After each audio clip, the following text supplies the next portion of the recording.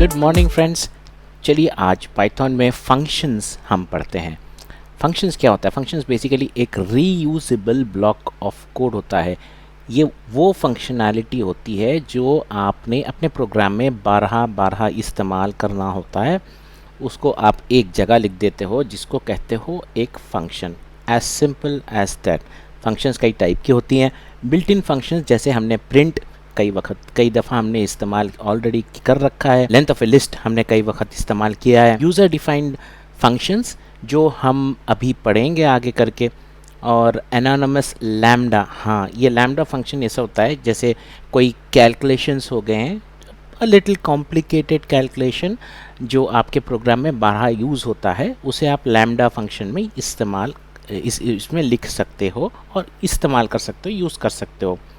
Recursive function जो है basically अपने आप को कॉल करते जाता है, ये एक एडवांस टॉपिक में आता है। हायर ऑर्डर फंक्शंस वो होती हैं जो दूसरे फंक्शंस को एज एन आर्ग्यूमेंट लेती हैं, यानी कि एज एन इनपुट लेती हैं बेसिकली। ठीक है, ये भी एक एडवांस टॉपिक है। अभी हम आपको ले चलेंगे पाइथन पर और चलिए सीखते हैं फंक्शंस पाइथन में। डिफाइनिंग अ फंक्शन को डिफाइन हम कैसे कर सकेंगे? इसके लिए हम एक कीवर्ड इस्तेमाल करते हैं पाइथन में। इसका नाम है DEF, that is define. Space देंगे, फंक्शन का नाम लिखेंगे my_function। इसको फिर हम पैरेंथेसिस देंगे और एज ऑफ नाउ हम कोई पैरामीटर्स नहीं ले रहे हैं तो पैरेंथेसिस में कुछ नहीं लिखेंगे। उसके बाद कोलन देंगे। कोलन के बाद एक ब्लॉक बनेगा। ब्लॉक के माने आपको पता है कि 4 स्पेसेस आएंगी, इंडेंटेशन होगा। इसके बाद हम इस ब्लॉक में जो हम कोड लिखेंगे वो ये फंक्शन का पार्ट हो जाएगा। जैसे print this is my function, ये हमने प्रिंट कर लिया। चलिए अभी हम क्या करेंगे, इसको सिंपल से इस पर्टिकुलर फंक्शन को हम कॉल करेंगे। कैसे कॉल करेंगे? इस फंक्शन का नाम लिखेंगे my_function। और याद रखिए फंक्शन को कॉल करने के लिए पैरेंथेसिस के साथ कॉल करना होता है, तो हमने इसे पैरेंथेसिस दे दी और बस इतना ही है। ये हम इसको रन करते हैं। देखिए अभी ये एग्जीक्यूट हो गया। यहाँ हमने डिफाइन किया था माई फंक्शन और यहाँ पर हमने कॉल किया माई फंक्शन। चलिए अब हम फंक्शंस को पैरामीटर्स के साथ कॉल करते हैं, देखते हैं कि कैसे डिक्लेरेशन होता है। डिक्लेरेशन करने के लिए कीवर्ड है DEF space add two variables. ये हमारा फंक्शन का नाम मैंने लिखा है, variable A comma variable B, ये 2 मैंने वेरिएबल्स लिए हैं। कोलन दिया है, यहाँ से मेरा फंक्शन स्टार्ट हो रहा है। मैं यहाँ पर लिखता हूँ print adding A plus B equal to A plus B। ये मैंने लिख दिया है। ये मेरा फंक्शन डिक्लेयर हो गया। अब मैं इस फंक्शन को कॉल करता हूँ। फंक्शन कॉलिंग के लिए फंक्शन का नेम लिखना होता है और इसमें हमें आर्ग्यूमेंट्स पास करनी होती है 44,66 और ऐड टू वेरिएबल्स। देन चलिए हेलो और हेलो वर्ल्ड, ये 2 हमने कर दिया। अभी इसको एग्जीक्यूट करके देखते हैं क्या है। ये हमारा रिज़ल्ट आ गया 44, 66, 110। Hello plus world is hello world, ये कंबाइन कर दिया इसने। ठीक है, अभी देखते हैं कि इसके फंक्शन का डिक्लेरेशन कैसा हो सकता है। ठीक है, ये फंक्शन का DEF कीवर्ड है, डिक्लेरेशन ऑफ अ फंक्शन। ये हमारा फंक्शन का नाम है, हम यहाँ पर कोई नाम दे सकते हैं, कोई प्रॉब्लम नहीं है। ये पैरेंथेसिस के अंदर हम जो कॉमा सेपरेटेड देते हैं वेरिएबल्स, इन्हें पैरामीटर्स कहा जाता है। डिक्लेरेशन में हम पैरामीटर्स देते हैं। जब हम एक्चुअल फंक्शन को कॉल करते हैं उसके नाम के साथ, उसी पैरामीटर्स के अंदर हम जो वैल्यूज़ पास करते हैं, इन वैल्यूज़ को आर्ग्यूमेंट्स कहा जाता है। ठीक है, तो अभी यहाँ पर हमने पास कर दिया, यहाँ पर प्रिंट कर लिया और ये हमारा रिजल्ट आ गया। अभी हम देखते हैं सिंगल आर्गुमेंट फंक्शंस कैसे लिखा जाता है। जैसे मैं अब एक फंक्शन लिख रहा हूँ, define customer details. Customer details एक फंक्शन है जिसमें हम कस्टमर का नेम लेते हैं, फिर कस्टमर का फ़ोन लेते हैं, और फिर हम लेते हैं कस्टमर का टेबल नंबर लेते हैं, ठीक है। ऑर्डर इसका बाद में लेंगे हम। अब हम ये डिक्लेरेशन में लिखते हैं इक्वल टू 1। अभी देखेंगे क्या होता है। अब हम जैसे लिखते हैं इसे print customer name is name, फिर लिखते हैं print customer phone print table number, ठीक है। ये हमने लिख दिया। अभी देखें, इसको थोड़ा छोटा कर लेते हैं ताकि इजीली विजिबल हो। चलिए हम लिखते हैं कस्टमर टेबल नंबर, राइट। चलिए अब हम ये पर्टिकुलर फंक्शन को कॉल करते हैं। चलिए कॉल करते हैं। हम लिखते हैं कि customer details name phone number table number is 2 and customer details name Raj, phone, table number is 3, customer details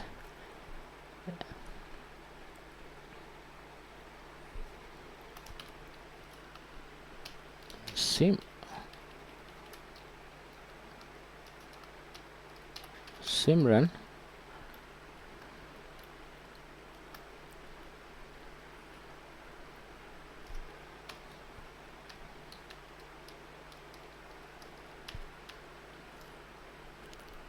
और टेबल नंबर इस, हम टेबल नंबर नहीं देते हैं। चलिए अब हम इसको एग्जीक्यूट करने की कोशिश करते हैं। देखिए कस्टमर नेम पहले एम्प्टी आ गया, ठीक है। देखिए हमने नेम देख करके उसको रेफ़र किया। ये जो पैरामीटर है नेम दे करके रेफ़र किया, बगैर पैरामीटर के रेफरेंस के भी हमने दिया है। पर यदि मान लीजिए हमने यहाँ पर पैरामीटर डेफिनेशन के टाइम पे इक्वल टू 1 कर दिया तो ये डिफ़ॉल्ट हो गया। तो अभी देखिए जैसे सिमरन में, यहाँ देखते हैं हम सिमरन, नीचे जाते हैं, देखिए सिमरन में टेबल बाय डिफ़ॉल्ट टेबल ले लिया 1। तो हम ऐसे डिफ़ाइन कर सकते हैं सिंगल आर्गुमेंट फंक्शन। इसे हम सिंगल क्यों कह रहे हैं, इसका रीज़न बहुत सिंपल है। सिंगल इसीलिए कह रहे हैं बिकॉज हम एक एक वेरिएबल में एक एक वैल्यू ही पास कर रहे हैं। ऑफ कोर्स इसके अंदर आप जैसे लिस्ट भी पास कर सकते हो। जैसे फॉर एग्जांपल चलिए एक और कर लेते हैं, define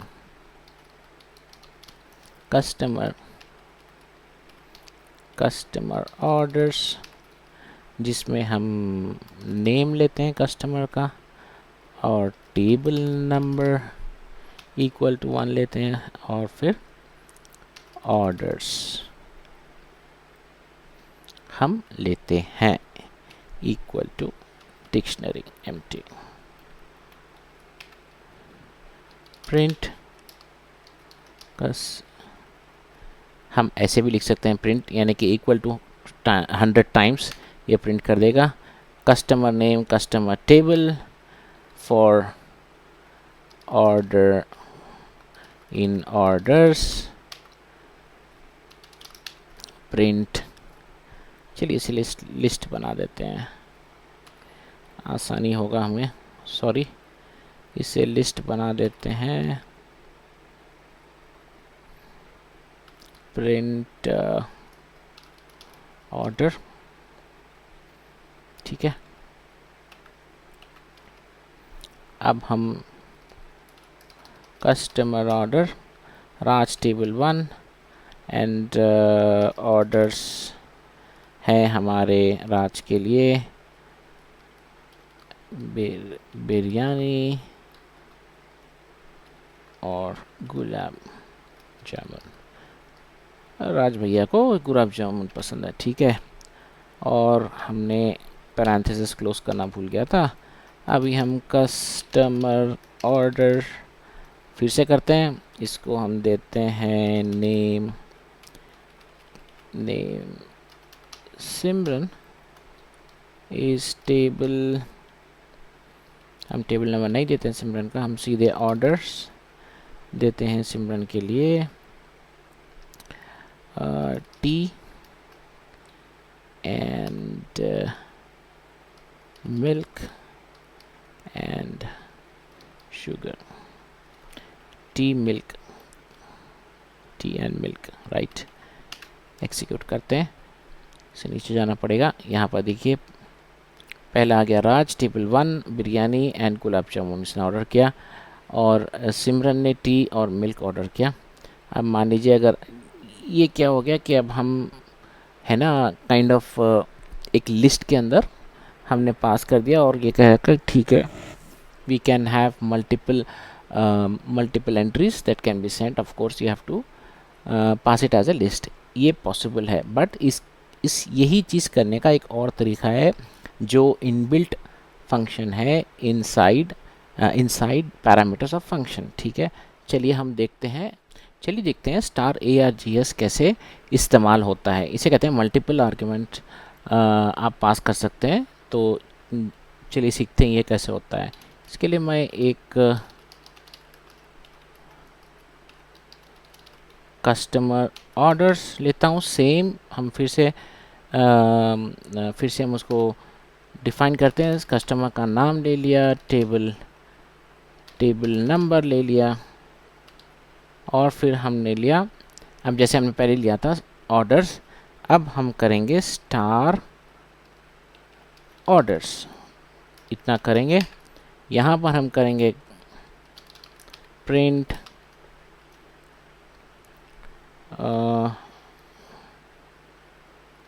into 60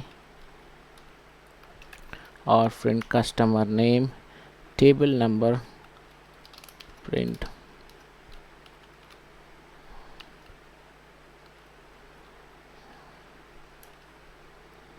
into 60 print for order in orders। Directly हम ले सकते हैं प्रिंट ऑर्डर।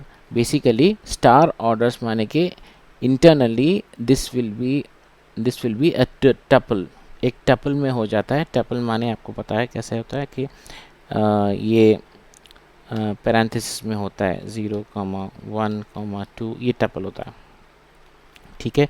और इसकी वैल्यू नहीं चेंज हो सकती, जैसे आपको पता होगा, ऑलरेडी हमने कवर किया था प्रीवियस हमारे वीडियोस में। चलिए अब हम इसके लिए कस्टमर ऑर्डर्स लेते हैं। पहला नाम हमारा है राज भैया का, जिन्होंने कोई टेबल नंबर नहीं दिया, कोई नहीं, ऑर्डर्स में इन्होंने दिया टेबल नंबर, इन्होंने नहीं दिया। चलिए हम डायरेक्टली ऑर्डर देते हैं। इनका ऑर्डर है रोटी एंड दाल मखानी एंड पापड़, ठीक है। अब कस्टमर ऑर्डर सिमरन ने टेबल नंबर 5 से ऑर्डर किया है, और इन्होंने ऑर्डर किया है आइसक्रीम, और इन्होंने दैट्स इट। चलिए अब क्या करते हैं, हम इसको एग्जीक्यूट कर देते हैं। देखिए राज ने टेबल नंबर कहाँ लिखा था हमने, टेबल नंबर आया, टेबल नंबर इक्वल टू 1, तो राज का टेबल नंबर तो आना चाहिए। टेबल नंबर आया नहीं, पर ओके देखिए यहाँ पर एक फॉल्ट ये आया है कि प्रिंट ऑर्डर, तो ऑर्डर यहाँ पर आ गया, और राइट। तो हमें basically table number right right, table number पर n डालना है, ठीक है। देखिए यहाँ पर /n इस्तेमाल होता है, बढ़िया आया नहीं। दाल मखनी और पापड़, रोटी दाल मखनी पापड़, रोटी ऊपर क्यों आया, table number, oh my God. हुआ ये कि टेबल नंबर इसने, ये फिक्स्ड है, इसीलिए टेबल नंबर इसने बाय डिफ़ॉल्ट उठा लिया, पहला हमारा आर्गुमेंट का, दैट इज़ हमने क्या भेजा था, राज के लिए हमने भेजा था रोटी। तो हमें यहाँ पर डालना पड़ेगा कि टेबल नंबर राज का है 4। अब आप देखिए टेबल नंबर 4 रोटी दाल मखनी और पापड़, और वही सिमरन ने टेबल नंबर 5 पर आइस लैटे और आइसक्रीम ऑर्डर किया। तो बेसिकली हुआ क्या है कि जो हमारे इनिशियल पैरामीटर्स हैं उन्हें हमें पास करना होगा, फिर जो बच जाते हैं, जैसे मल्टीपल आप वेरिएबल्स भेजना चाहते हो एक टपल के फॉर्म में या फिर ट्यूपल के फॉर्म में, जो हम कहते हैं ट्यूपल, बट एक्चुअली ये टपल्स होता है, टपल के फॉर्म में जो हम भेजते हैं वो स्टार के बाद आप कोई भी वेरिएबल ले सकते हो। जनरली जो लिया जाता है ARGS, स्टार ARGS करके लिया जाता है, इसको ARGS कर देते हैं। तो स्टार आर्गुमेंट्स यानी कि मल्टीपल आर्गुमेंट्स, और इसके ऊपर लूप करके आप फिर उसे इस्तेमाल कर सकते हो। फ्रेंड्स, अभी हम कीवर्ड आर्गुमेंट्स को देखते हैं, कीवर्ड आर्गुमेंट्स कैसे पास किया जाता है। ये पार्ट ऑफ मल्टीपल पैरामीटर्स का हिस्सा है, बट यहाँ पर जो डेटा होता है वो की और वैल्यू के पेयर में पास होता है, ठीक है। चलिए लेट्स सी, हम अभी फिर से डिफाइन करते हैं कस्टमर डिटेल्स। यहाँ पर हम लेते हैं कस्टमर नंबर, बेसिकली हम पहले कस्टमर का नंबर लेते हैं, फिर उसके बाद हम डायरेक्टली लेते हैं कस्टमर का नेम। उसके लिए हम स्टार की WARGS कीवर्ड आर्गुमेंट्स लेते हैं, ठीक है। देखिए अब हम कैसे लिखते हैं, यहाँ पर हम लिखते हैं प्रिंट कस्टमर नंबर इस नंबर, ठीक है। उसके बाद हम प्रिंट करते हैं फॉर की value in keyword dot items, ये पेयर है ऑफ की और वैल्यू, तो इसलिए हम ऐसे ही इसे प्रिंट करते हैं, ठीक है।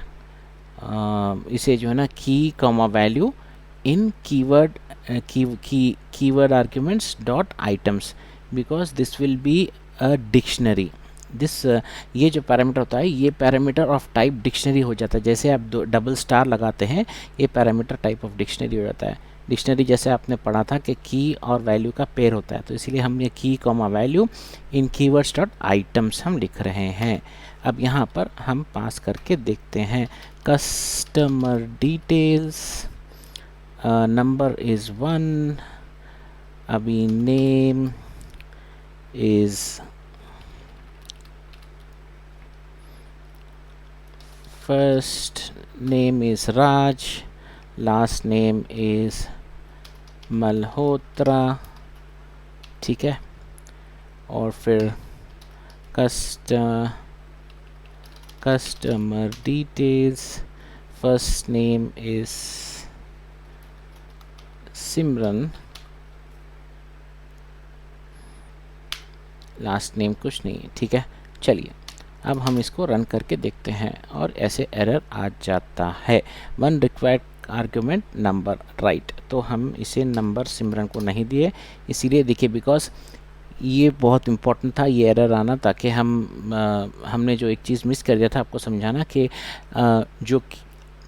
जो आर्ग्यूमेंट्स होती हैं वो मैंडेटरी होती हैं, ठीक है। जैसे यहाँ पर नंबर बोलकर हम आर्ग्यूमेंट डाले हैं पर उसके साथ कोई डिफ़ॉल्ट नहीं डाले हमने, जैसे इसको डिफ़ॉल्ट 10 नहीं लिखा तो ये मैंडेटरी हो गया है, तो अब हमें पास करना ही होगा। हमने पास नहीं किया था इसने ये एरर उठा कर डाला। अब यहाँ देखते हैं customer number 1, first name last name Raj Malhotra और ये सिमरन। देखिए ऐसे आता है, this is called keyword arguments. याद रखिएगा keyword arguments will always be the last of all the parameters that you pass, यानी कि जो आप पैरामीटर्स पास करोगे उसमें सबसे लास्ट का सीक्वेंस में कीवर्ड आर्ग्यूमेंट्स पास करनी होती है, ठीक है। और कीवर्ड आर्ग्यूमेंट्स हमेशा की और वैल्यू के पेयर में ही पास होता है। ये लास्ट नेम की हो गया, मल्होत्रा वैल्यू हो गया, ठीक है, ऐसे ही पास होनी होती है। बट जब आप नॉर्मल आर्ग्यूमेंट्स पास करोगे, उसको ये ज़रूरी नहीं है कि आप की और वैल्यू के पेयर में पास करो। जैसे हमने यहाँ रोटी, दाल मखानी, ये देखिए डायरेक्टली हम एज एन आर्ग्यूमेंट पास किए हैं, बट यहाँ पर हमें की और वैल्यू के पेयर में ही पास करना होता है, ठीक है, because this will be a dictionary. जो पोजिशनल आर्ग्यूमेंट्स होते हैं वो एक करेक्ट ऑर्डर में ही पाइथन इंटरप्रेट करता है। चलिए एक उदाहरण के साथ इस चीज़ को समझते हैं, ठीक है। अब जैसे हमने एक फंक्शन लिया और इसमें लिखा हमने स्टूडेंट्स डिटेल्स, ठीक है, स्टूडेंट्स डिटेल्स। अभी हम इस फंक्शन में पहले लिखते हैं स्टूडेंट का नेम, इसके बाद स्टूडेंट का एज, फिर हम डालते हैं स्टार ARGS, यानी कि मल्टीपल आर्ग्यूमेंट्स हम ले सकते हैं। फिर हम डालते हैं जैसे डबल स्टार कीवर्ड आर्ग्यूमेंट्स, ठीक है, ये हो गया डेफिनेशन, ये डिफाइन हो गया। अभी हम क्या करते हैं, print student name is name, as is this. हम स्टूडेंट हॉबीज़ लिखते हैं और यहाँ पर लिखते हैं for argument in arguments print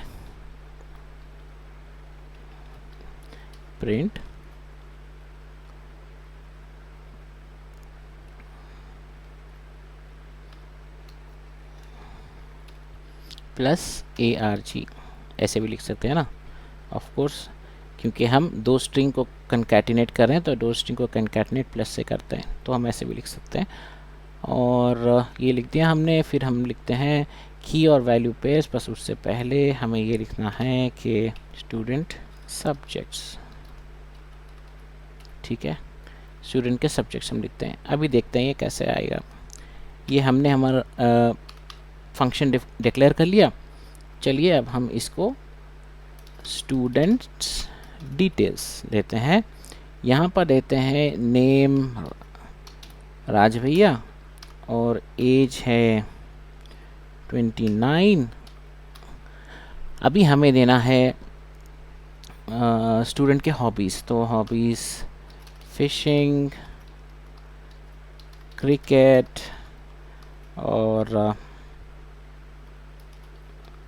swimming, ठीक है।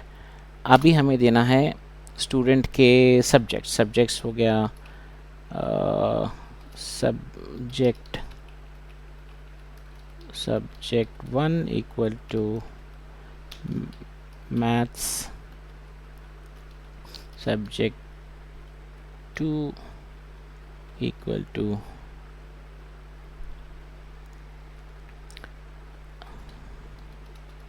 साइंस, राइट, हो गया। स्टूडेंट डिटेल्स, नेक्स्ट स्टूडेंट है हमारी सिमरन की एज है 25 और सिमरन को क्या पसंद है, कुकिंग, इंस्टाग्राम।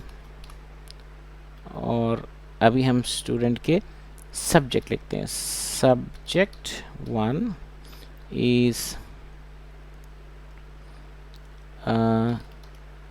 केमिस्ट्री और subject 2 is maths, subject 3 is science. चलिए ये लिख दिया, एग्जीक्यूट किया, देखिए कैसे आया अभी कि स्टूडेंट इज़ राज और student age is 29, student hobbies fishing, cooking वगैरह वगैरह, सब्जेक्ट 1 सब्जेक्ट 2 ये आ गया। और नेक्स्ट स्टूडेंट ये है, स्टूडेंट का एज ये है, तो अभी हमने क्या किया बेसिकली, इसको एक पर्टिकुलर स्ट्रक्चर में ही हमने पास किया। क्यों, कैसे कह सकते हो आप, बिकॉज हमने सिंगल आर्ग्यूमेंट्स जो होती हैं उनको हमने नेम्ड आर्ग्यूमेंट्स को पहले पास किया, उसके बाद जो मल्टीपल आर्ग्यूमेंट्स है स्टार ARGS उन्हें पास किया, उसके बाद कीवर्ड आर्ग्यूमेंट्स हमने पास की। यदि हम इसको चेंज कर देते हैं, एज यहाँ लिख देते हैं, एज यहाँ से हटा देते हैं, अभी देखिए क्या गड़बड़ी होगी, सीधे सीधे ये एक्सेप्ट नहीं करेगा बिकॉज इसका सीक्वेंस चेंज हो गया है ना। इसीलिए ये सीक्वेंस बहुत ज़रूरी है। हाँ, आपको ये याद रखना है कि आप मल्टीपल सिंगल आर्ग्यूमेंट्स रख सकते हैं और ऑफ कोर्स मल्टीपल और आर्ग्यूमेंट्स का डिक्लेरेशन एक ही होगा और उसके अंदर आप मल्टीपल आर्ग्यूमेंट्स भेज सकते हैं। ठीक है, ये कीवर्ड आर्ग्यूमेंट्स है जो should always come in the last, यानी कि आखिर में आना है इसे। चलिए इसको एग्जीक्यूट कर देते हैं, ये आ गया। अभी हम थोड़ा सा इसको एक नया हम आपको सिखाते हैं कि /t यानी कि टैब दो यहाँ पर, और यहाँ पर भी आप एक टैब दो, इसको सेव कर दो। देखिए ये होता है स्पेशलिटी फंक्शन के ब्लॉक की। मैं केवल यहाँ पर एडिट कर रहा हूँ और मान लीजिए 10-12 मेरे स्टूडेंट्स होंगे तो सबको इजीली ये जो है ना टैब दे देगा। अभी देखिए कितना अच्छा है। सो ऐसे ये इजी हो जाता है basically. This is the reason why functions are used. ठीक है, ओके। देखते हैं अभी mixing positional and keyword arguments. Positional माने के सीक्वेंस में जो आर्ग्यूमेंट्स होती हैं सिंगल वाली, ये नेम एज ये पोजिशनल हो गई। चलिए हम फिर से एग्जांपल ले लेते हैं। यहाँ पर define students PKA name age और उसके बाद हम कीवर्ड आर्ग्यूमेंट्स तो डायरेक्टली KWARGS ले लेते हैं। ठीक है, अभी स्टूडेंट नेम ये आ गया, स्टूडेंट एज ये आ गया, स्टूडेंट के हॉबीज़ और for keyword arguments /t keyword arguments आ गया।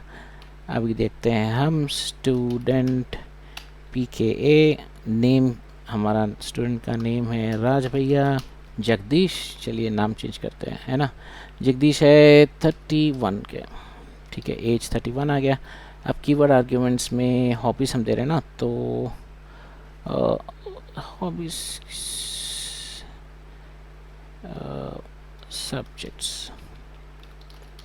सब्जेक्ट्स दे देते हैं ना। तो या देखिए सब्जेक्ट्स हमारा आ गया, सब्जेक्ट 1 मैथ्स और साइंस, स्टूडेंट PKA राज 29, सब्जेक्ट की 2, फिर स्टूडेंट PKA सिमरन 25 मैथ्स और जियोग्राफी। ठीक है, चलिए अब हम इसको एग्जीक्यूट करते हैं। ये देखिए ऐसे आप सिंगल कीवर्ड आर्ग्यूमेंट्स ले सकते हैं पोजिशनल वाले, उसके साथ सिंगल पोजिशनल आर्ग्यूमेंट्स ले सकते हैं, उसके बाद फिर कीवर्ड आर्ग्यूमेंट्स भी ले सकते हैं। ये भी एक कॉम्बिनेशन होता है। चलिए हम नेक्स्ट टॉपिक पर जाते हैं। चलिए हम नेक्स्ट एग्जांपल में नेस्टेड फंक्शंस देखते हैं। हमने एक फंक्शन ले लिया f1 और इस फंक्शन में हमने एक और फंक्शन डिक्लेयर किया f2 और यहाँ पर हमने लिया you are in f2, okay, और फिर यहाँ पर ले लिया print you are in f1, okay. अभी हम यहाँ पर इसे कॉल करते हैं, f1 को हम कॉल करते हैं। बिफोर दैट ये ना भूलिएगा कि हमें f2 को कॉल करना है। अब जैसे हम f1 कॉल करते हैं यहाँ पर, ये देखिए पहले f2 एग्जीक्यूट हुआ because f2 itself is a function, यहाँ पर डिक्लेयर हुआ है जो विद इन F1 के फंक्शन के ब्लॉक में डिक्लेयर हुआ है ये, ठीक है। तो F2 इज़ अ फंक्शन, और ये फंक्शन को पहले कॉल, क्योंकि हमने F2 पहले कॉल किया तो इसलिए ये F2 आ गया प्रिंट आउट, उसके बाद में फिर हमने F1 का प्रिंट हमने दिया है, ठीक है। So basically this is nested functions. ये this is not recommended in programming, basically nested functions are not recommended. कुछ स्पेशल केसेस होते हैं जहाँ पर ये काइंड ऑफ ज़रूरी होता है और ये फिर इस्तेमाल आती हैं। हमने फंक्शन में वैल्यूज़ को पास किया, फंक्शन के अंदर कोड को एग्जीक्यूट किया, प्रिंट स्टेटमेंट्स लिया है, पर फंक्शंस बेसिकली केवल कोड ब्लॉक को एग्जीक्यूट करने के लिए नहीं होते। फंक्शंस इसीलिए भी होती हैं कि आपको कुछ रिटर्न, कुछ कैलकुलेट करके कुछ रिटर्न होना होता है फंक्शंस से।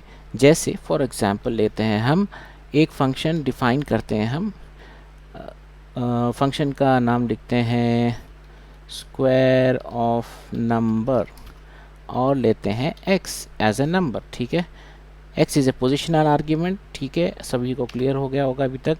और फिर हम रिटर्न करते हैं x इंटू टू, यानी कि डबल स्टार, यानी कि स्क्वायर रूट, स्क्वायर x का स्क्वायर। अब हम स्क्वायर ऑफ नंबर 10 लेते हैं, स्क्वायर ऑफ नंबर 4 लेते हैं, स्क्वायर ऑफ नंबर 66 लेते हैं। चलिए अब एग्जीक्यूट करते हैं। ये देखिएगा कि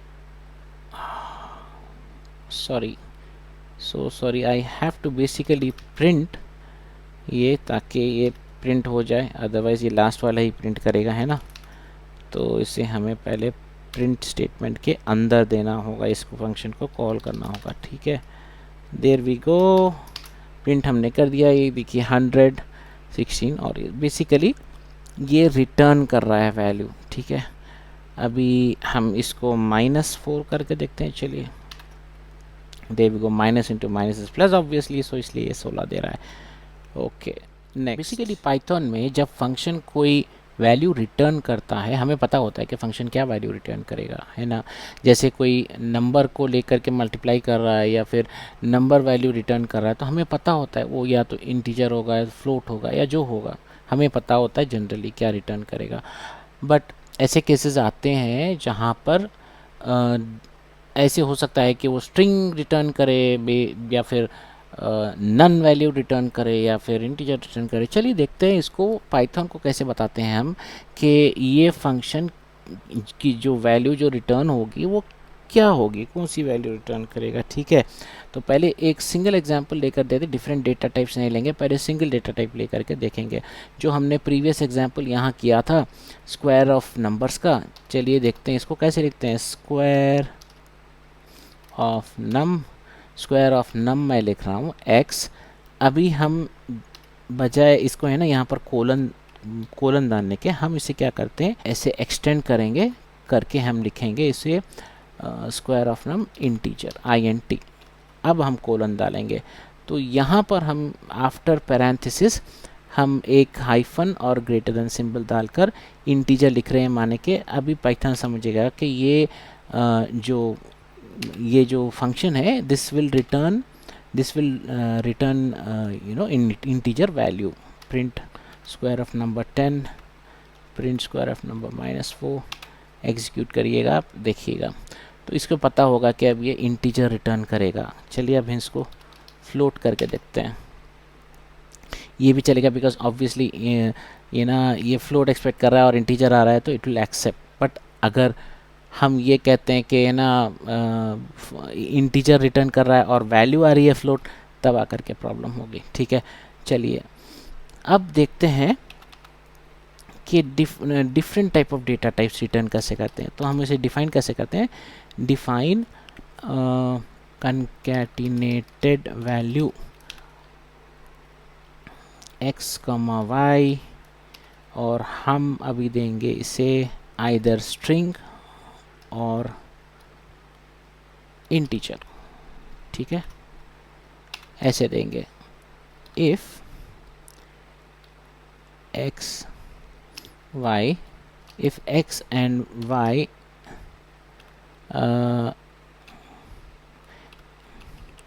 if is instance x and y is instance of a string, जब return x plus add a space plus y ऐसे रिटर्न करना है। पर if is instance x and y is a integer, then हमें इसे रिटर्न करना है return x plus y, else return none। हमें यहाँ पर एक्सपेक्टेशन में नन भी डालना पड़ेगा, क्योंकि हम नन भी रिटर्न कर सकते हैं। इसको इस्तेमाल करके देखेंगे। इसको करेंगे print concatenate value 1 and 2, print concatenate value I am, दो ही वैल्यू दे सकते हैं, याद रखिए। हमारे पोजिशनल पैरामीटर से x एंड y, लिहाजा हम केवल दो ही दे पाएंगे। ठीक है, चलिए नेक्स्ट देखते हैं। इसीलिए इधर आ रहा है बिकॉज मैंने एक पैरेंथेसिस, अभी हम इसको कंफ्यूज करते हैं। ठीक है, हम क्या करते हैं, एक वैल्यू पास करते हैं इंटीजर और एक वैल्यू पास करते हैं स्ट्रिंग। चलिए देखते हैं क्या होगा। अभी हम जैसे एग्जीक्यूट करेंगे, ये आ गया x plus this return unsupported type plus for integer and string. ये क्यों आ रहा है ऐसा, चलिए देखते हैं क्यों आ रहा है। इज इंस्टी, so sorry, I have to basically give here is instance x comma string and is instance y is a string. Is instance x is an integer and is instance y is an integer, otherwise return null। अभी देखते हैं, देखिएगा आ गया। और last वाला जो हमने trick खेला था कि एक इंटीजर दे दिया और एक स्ट्रिंग दे दिया, वो प्रॉपरली वैल्यू नन आई। सो बेसिकली हमने यहाँ पर पहले से इस पर्टिकुलर फंक्शन के डेफिनेशन में हमने ये हाइफन ग्रेटर दैन सिंबल से ये बता दिया था कि ये फंक्शन स्ट्रिंग वैल्यू और इंटीजर वैल्यू और नन करके रिटर्न करेगा। ठीक है, this is how it can be done. ये बहुत अच्छा हो, जो एरर आया इससे हमें ये पता चला कि ऐसे एरर्स को कैसे आइडेंटिफाई करनी है और कैसे इन्हें सॉल्व करना है। ठीक है, alright, next. In my decade plus experience of programming, मैंने ये कभी इस्तेमाल नहीं किया पोजीशन ओनली, बट ये एग्जिस्ट करता है। तो हम एक नया डेफिनेशन करते हैं फंक्शन का, func1, और इसे कहते हैं नेम कॉमा एज, और इसे print name is a so and so, age is so and so. ठीक है, और हम इसे क्या करते हैं, सॉरी, इसे इसके बाद हमें इसे कॉमा के बाद ये स्लैश डालना होता है। स्लैश डालने से मतलब ये होता है कि ये केवल पोजिशनल आर्ग्यूमेंट्स ही लेगा, और पोजिशनल आर्ग्यूमेंट्स चूँकि आपको पता है कि काउंटेड और मेंशन्ड होती हैं, जैसे यहाँ पर केवल दो है और ये नेम्ड होते हैं, पोजिशनल आर्ग्यूमेंट्स सीक्वेंस में होते हैं, तो लिहाजा दो के बाद वो एक्सेप्ट ही नहीं करेगा एनीवेज। अभी देखते हैं प्रिंट करके। ठीक है, तो ये तो वर्क कर रहा है, बट एनी हाउ आर्ग्यूमेंट्स के बाद आप कॉमा के बाद नेक्स्ट आर्ग्यूमेंट जब आप लिखते हो, आर्ग्यूमेंट का नेम लिखने के बजाय उसे स्लैश डाल दिएगा, ताकि इसे पता चल जाए कि ये केवल पोजिशनल आर्ग्यूमेंट्स के लिए ही है। ये बाकी के मैंने आपको ऑलरेडी बता दिया है, regular arguments, combining the order of parameters कैसे लेते हैं, सब मैंने आपको ऑलरेडी बता दिया है। ये एक इम्पॉर्टेंट टॉपिक है, ग्लोबल कीवर्ड। हम एग्जांपल लेकर आपको समझाते हैं ये क्या होता है। ग्लोबल में हम लेंगे जैसे एज इक्वल टू 20। चलिए अब हम डिक्लेयर करते हैं फंक्शन जिसमें func3 लगाते हैं और इसमें नेम लेते हैं, एज लेते हैं, ठीक है। और यहाँ पर करते हैं print name age, global age, print age, ठीक है। एज लगा देते हैं और इसे लिखते हैं ग्लोबल एज, ग्लोबल एज। अब यहाँ पर हम प्रिंट करते हैं ग्लोबल एज, इसे हम प्रिंट करते हैं। देखिए यहाँ पर क्या हो रहा है ना, बेसिकली कि हमने एक वेरिएबल लिया एज, ठीक है। यहाँ पर बट ये एज जो है ना, ये फंक्शन के पहले यानी कि ग्लोबल में ये डिक्लेयर हुआ है, फंक्शन के ब्लॉक का पार्ट नहीं है। तो अब हम इस फंक्शन के अंदर सेम नेम से अगर वेरिएबल क्रिएट करते हैं तो ये लोकल वेरिएबल हो जाएगा। इस फंक्शन ये पैरामीटर जो है ये लोकल वेरिएबल पैरामीटर हो जाएगा, है ना। तो हमें अगर फंक्शन के बाहर वाला वेरिएबल चाहिए, हम ग्लोबल कीवर्ड इस्तेमाल करते हैं और फिर लेते हैं एज, ठीक है। और यहाँ पर हम प्रिंट करते हैं एज और इसको एंटर करते हैं। Age is a parameter and global, name as is a parameter and global age ही रखना पड़ेगा, ग्लोबल एज, सॉरी ये तो एज आएगा और ये आएगा आपका ग्लोबल एज।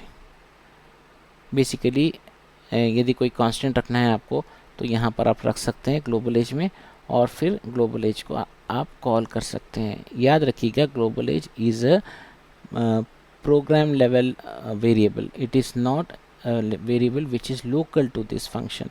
अदरवाइज़ यहाँ पर आप जितने भी वेरिएबल डिफाइन करोगे a=20, ये भी जो है ना एक किस्म का लोकल वेरिएबल होगा, ठीक है। बट ग्लोबल जब ही होगा जब आप ग्लोबल कीवर्ड इस्तेमाल करोगे। ओके, इसको एग्जीक्यूट कर लेते हैं, देखिएगा दिस इज़ राइट नाउ। तो दोस्तों इसी के साथ हम फंक्शंस का ये एपिसोड यहाँ पर एंड करते हैं। और हमने बहुत कुछ यहाँ आज कवर किया है, बहुत कुछ एग्जाम्पल्स के साथ भी कवर किया है।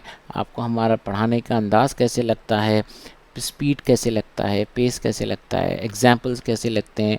अगर आपको कोई इम्प्रूवमेंट टिप्स आपको चाहिए, कुछ डिफरेंट तरीके से समझाने की ज़रूरत है तो आप हमें ज़रूर बताइए। कमेंट सेक्शन ओपन है, खुला है, आप लिख सकते हैं।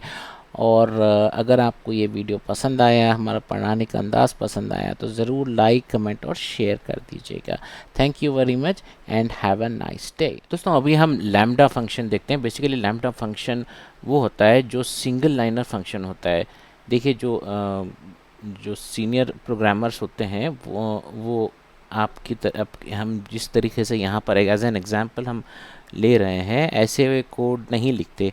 ये सिंगल लाइनर फंक्शंस ज़्यादातर इस्तेमाल करते हैं, स्पेशली वहाँ पर जहाँ पर कैलकुलेशंस पिक्चर में आ जाए, ठीक है।